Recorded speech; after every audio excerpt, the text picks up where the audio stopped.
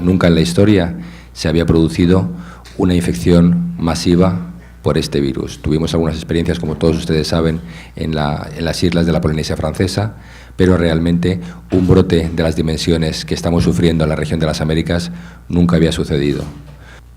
Mis primeras palabras en realidad deben referirse a la condición de la situación de la epidemia y a los desafíos que esta nos trae. Porque, queridos amigos, en realidad el Zika de alguna manera viene a tomarnos examen acerca de las brechas de respuesta, de las capacidades que nosotros tenemos, no por una situación epidémica en realidad, sino por aquellas necesidades y derechos que tienen todos los ciudadanos en el país. Y justamente es en aprendizajes como esto, de estas experiencias, de donde nosotros podemos crecer rápidamente en términos de generar respuestas para esos vacíos.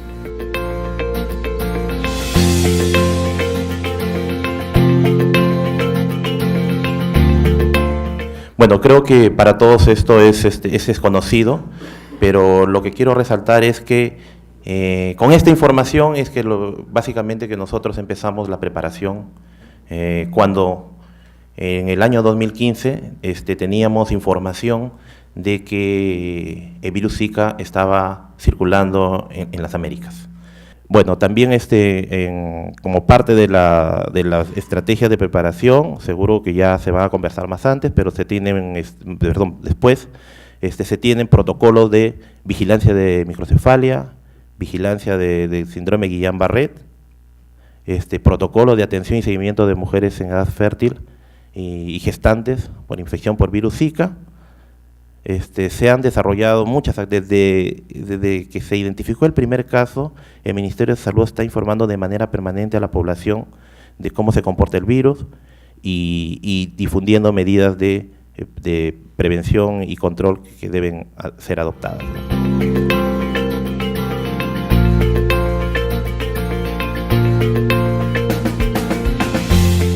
Para los grupos de investigación hay estos 4 protocolos genéricos que se han desarrollado. Adicionalmente tenemos otros protocolos que se están haciendo, que son más epidemiológicos o también para transmisión sexual, que sobre ellos estamos trabajando, pero estos 4 están avanzados. Esos protocolos tienen todos los instrumentos de recolección de información, tienen los consentimientos informados, digamos, está todo para facilitar y que sea adaptable por el país, y si en el país, en Perú en este momento hay planeado realizar, pues los ponemos a disposición para facilitar también la armonización y cualquier coordinación que quieran realizar con cualquier país, cualquier grupo de investigación. También podemos apoyarlos para que discutan cuáles han sido los problemas y los desafíos que han tenido los países.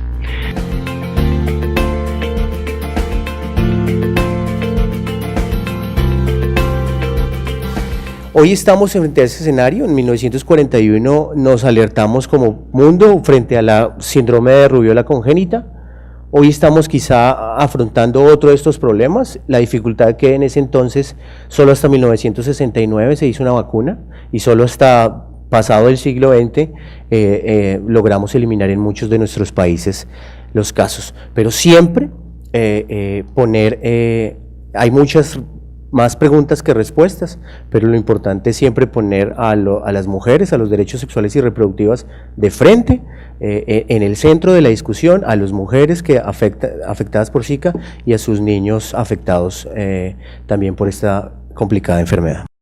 El fundamento básico de los procesos de vigilancia para nosotros siempre es hacer y concentrar la mayoría de los esfuerzos en informar oportuna, con calidad de datos, a aquellas personas, colegas nuestros, y específicamente en el área o en las áreas donde trabajamos, para tomar las mejores decisiones informadas.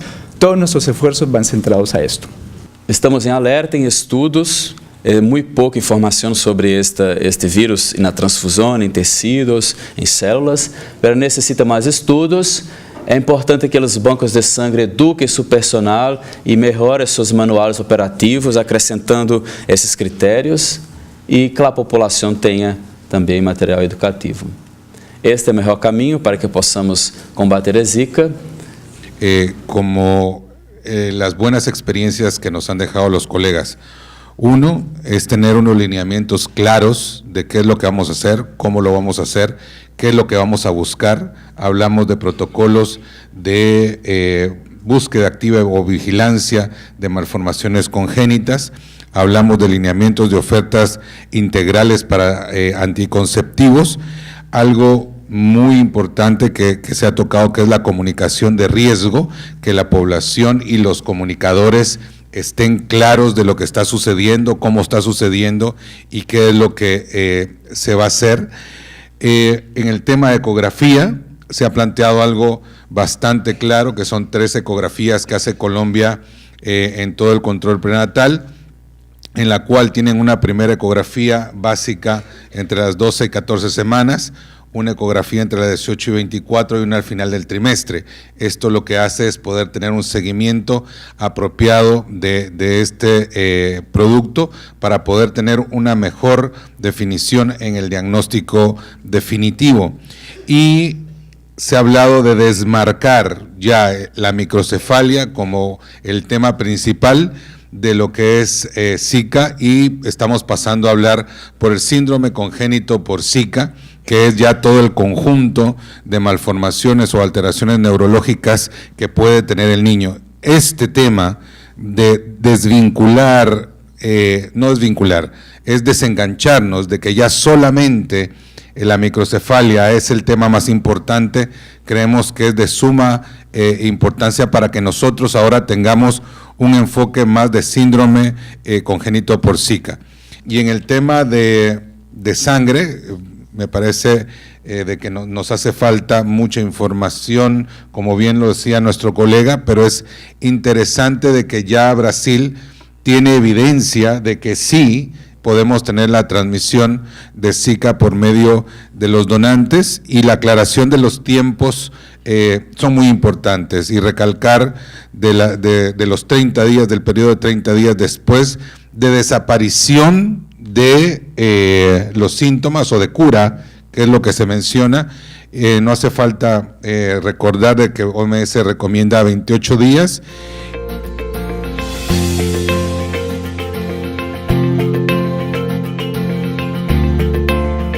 Recomendaciones preliminares: implementar un proceso de actualización a todo nivel, con énfasis en planificación familiar a todo el personal de salud. Fortalecer la competencia para entrega de anticonceptivos, asegurando su disponibilidad y poniendo énfasis en la consejería. Promover un mayor uso del condón masculino y femenino en embarazadas en zonas de riesgo, sobre todo cuando viaja a zonas afectadas. Elaborar materiales, muchos más, para uso intramural y extramural. Incrementar, por supuesto, la disponibilidad de exámenes de laboratorio. Lo que ha pasado con el Zika, lo principal que ha pasado con el Zika, que es un mosquito miserable que transmite muchas enfermedades, y el Zika teóricamente es la más miserable, porque al adulto casi no le hace nada, pero ha tenido la gran desgracia de desnudar nuestras deficiencias. El asunto de aparecer el Zika nos ha mostrado lo estúpidamente ineficientes que hemos sido durante todos estos años en la planificación familiar, y nos ha dejado muy avergonzados, porque nos está mostrando que no hacemos ni la mitad de lo que debemos hacer. El mensaje fundamental creo que de ambos ponentes, pero sobre todo Walter, la importancia de mirar que tenemos un desafío enfrente, que es satisfacer la demanda insatisfecha, ¿verdad? Que tenemos, que es elevada, que es alta, y por otro lado, prepararnos para un incremento de la demanda. Si todo sale bien, y si todos hacemos bien nuestro trabajo de alguna manera, definitivamente esa demanda va a aumentar, porque de lo que se trata es de que las personas sean personas más capacitadas para ejercer su derecho a decidir, ¿verdad? A decidir sobre sus hijos, sobre su descendencia, sobre cuándo embarazarse, y en ese ámbito decidir ahora en un contexto de buena información y de buen conocimiento sobre la situación y los riesgos que plantea el tema del Zika en sus regiones. ¿No? Definitivamente las direcciones regionales de salud tienen en sus manos un buen nivel de decisión política, y eso implica mirar al interior de la región, cuál es la situación de los servicios de planificación familiar, en qué nivel se encuentra el conocimiento, la capacitación de sus prestadores de servicios, qué necesidades tienen, ¿verdad? Qué conocimiento tienen de la entrega de métodos anticonceptivos de calidad, cuál es la situación de los métodos anticonceptivos, de la oferta de métodos anticonceptivos de larga duración, que es clave, sobre todo para las poblaciones que viven en situaciones más lejanas, de más difícil acceso geográfico. La información sobre métodos anticonceptivos, planificación familiar, si bien ahora abunda en muchas fuentes de información, sobre todo para gente más pobre, depende mucho de lo que le diga el prestador de servicios. Y en ese sentido, ese es el papel que tienen aquí para llevar un mensaje muy importante que tiene que ver con el cuidado de la salud, pero también con el cuidado de la crianza y de la proyección de esas personas a futuro, ¿verdad? El prevenir embarazos que puedan tener como efecto hijos con microcefalia.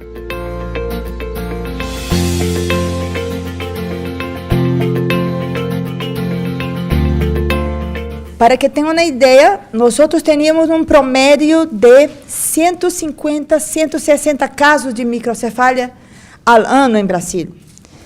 Y pasó con una médica neurologista de Pernambuco, que en un solo día fue llamada para examinar 3 niños con microcefalia. Entonces, en ese momento, esta médica identificó que estaba algo muy, muy extraño. Entonces, de octubre, noviembre de 2015 hasta ahora, tenemos 1.656 casos de microcefalia confirmados, muy probablemente por Zika. Ya hemos discutido eso porque hay como mala historia en muchos países sobre la falta de participación de los hombres, pero por mi propia experiencia en algunos países, cuando se incluyen los padres, cuando se da una capacitación a los padres y da espacio propiamente para los padres para discutir y dejar a ellos expresar su frustración, en principio posiblemente no en frente de su esposo, sus compañeros y todo eso, y que la verdad hay una manera de incluir los padres, pero yo creo que infelizmente a veces hablamos mucho sobre la madre de esto, la madre de otro, pero la verdad que tenemos que invertir también tiempo y apoyo pues, si queremos realmente incluir los padres. Se está presentando un factor disparador de la discapacidad en las personas. Y ese factor disparador de la discapacidad en las personas, que es en la práctica un hecho muy adverso, debemos entenderlo también como una enorme oportunidad para todas las personas que viven con discapacidad en nuestros países. Son niños y niñas que tienen sus plenos derechos y, por supuesto, la exigencia para todos los que somos garantes desde el Estado, desde la cooperación internacional, desde las familias, aumenta. Entonces, es nuestra responsabilidad también aprovechar lo que ya el país tiene, que fue otro mensaje que ustedes dos enfatizaron mucho, en términos de revisar las políticas de discapacidad que existen en Perú y poder fortalecer hasta el máximo posible las intervenciones que está haciendo el país allí, pero también las intervenciones que se están haciendo en desarrollo infantil temprano. El país claramente tiene intervenciones allí y lo que habría es que aprovechar esta ocasión para fortalecer las diferentes formas de intervención. Se ha dicho también que no basta con las intervenciones estrictamente de estimulación, sino que cuidar el vínculo afectivo durante este momento es particularmente importante. En el momento de la noticia, durante el embarazo, en el momento del parto, que es el primer contacto con el niño o con la niña, y posteriormente, porque tanto las familias como las mujeres en particular tienen un impacto especial que después se transmite por supuesto a los niños, que yo llamaría el choque inicial, que es especialmente sensible, ahí hay un punto crítico de abordaje, luego todo el estigma que tienen que manejar y finalmente el impacto económico y laboral y estructural que tiene en la vida de una familia tener un niño o una niña con discapacidad. Entonces creo importante abordarlo desde allí. El problema no es solamente del niño o de la niña que nace con discapacidad, ni de su madre, sino del contexto familiar y cómo se podrían llamar a los diferentes sectores para que intervinieran de una manera más efectiva. Así que creo que una tarea que queda pendiente es esta articulación, al menos inicialmente, entre el MINSA, el MINEDU y el MIDIS, para que los servicios que se están llevando a la población desde la gestación, por lo menos hasta los 5 años, sean consistentes con esto.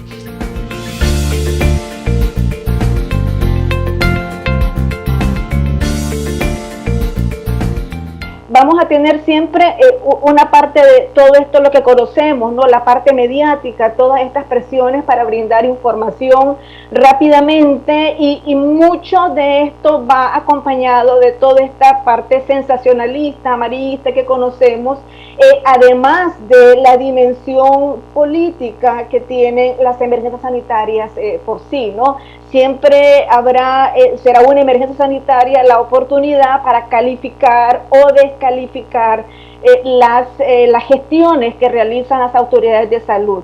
Entonces este abaniquito les entregamos porque hace mucho calor y aquí está qué es el Zika, cómo se transmite, justo lo que decía la compañera, por ejemplo, los síntomas más importantes, resaltamos el tema del rash, cómo se protege la casa. Y al otro lado, la protección de embarazadas, la protección de mujeres en edad fértil, transmisión sexual y el uso de condones. Este es el mensaje final. Realmente no pretendas que las cosas cambien si siempre vas a actuar de la misma manera. Si como sector salud no cambiamos nuestra manera de pensar, es muy difícil. A nivel nacional, realmente uno cuando comienza a trabajar, se encuentra con algo que es la desesperanza aprendida, con una gran barrera que es no se puede, no se puede, no se puede, no se puede, y quizás sí se puede, si comenzamos a cambiar nosotros mismos ese pequeño paradigma y ese cambio. Soy médico y me tocó aprender de antropología, de comunicación, de otras cosas, para poder llegar a trabajar en un área como promoción y prevención y cambiar un poco mi paradigma de formación asistencial. Que estamos en las áreas que tienen circulación del Aedes con sensaciones de impotencia, miedo, incertidumbre y confusión, alimentadas además con la comunicación y las redes sociales, y nos mantiene un desafío que para nosotros en los ejercicios de trabajo comunitario que hicimos hace unos 20 días es la estigmatización que parte de la familia. Uno diría parte fuera de la familia, empieza con la familia.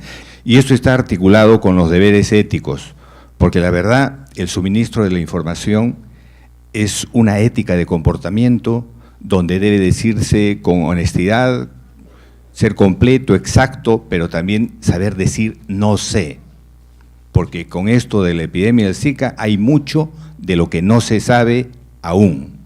Yo quería hacer una síntesis muy pequeñita también de algo que nos ha tocado vivir con la experiencia de la visita a Jaén, el primer lugar emblemático donde en una encuesta el 20% de las mujeres gestantes eran Zika positivo. Y cuando se le devuelve la información a la mujer no a la mujer y a la familia, al esposo, ella no está pensando en la probabilidad, yo seré el 1%, yo seré el 13%, yo soy la probabilidad. Y en ese sentido, ver cómo solamente el acompañamiento, el abrazo, hasta el llanto de las personas de salud con esa persona era el primer mecanismo de contención.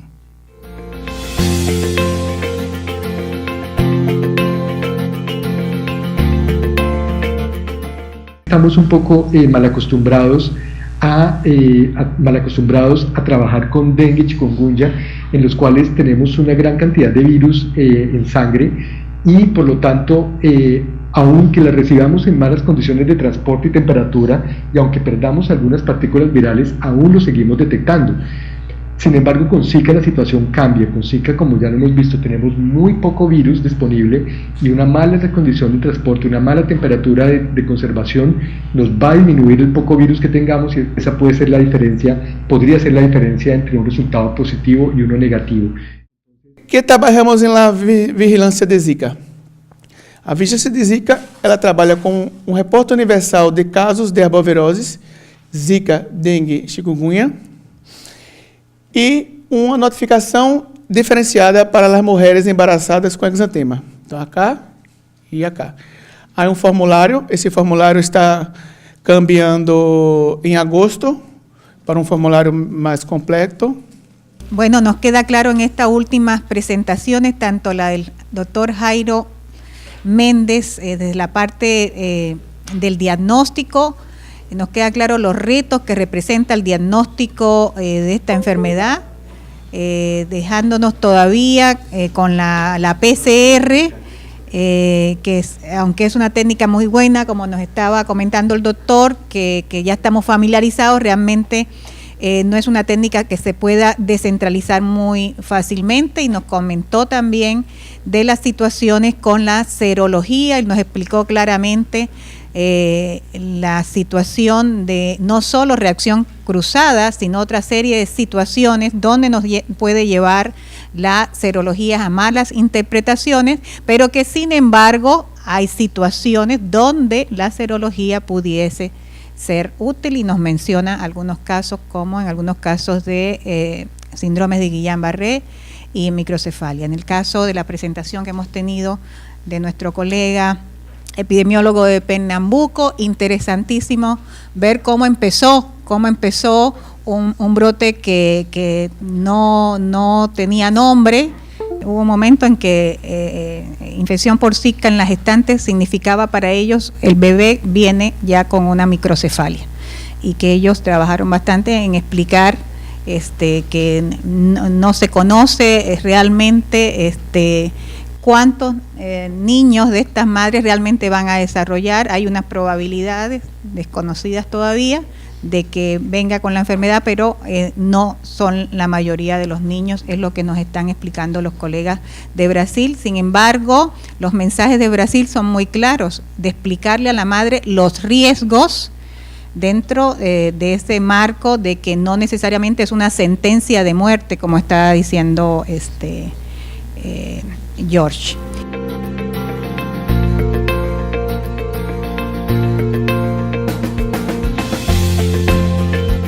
Abrir este espacio para compartir las experiencias de los dos países, como comentábamos esta mañana, con mayor experiencia en la región en la infección por virus de Zika. Nosotros, desde el Sistema de Naciones Unidas, nuestra intención es apoyar al Ministerio de Salud y a todos los agentes de salud del país a afrontar esta epidemia.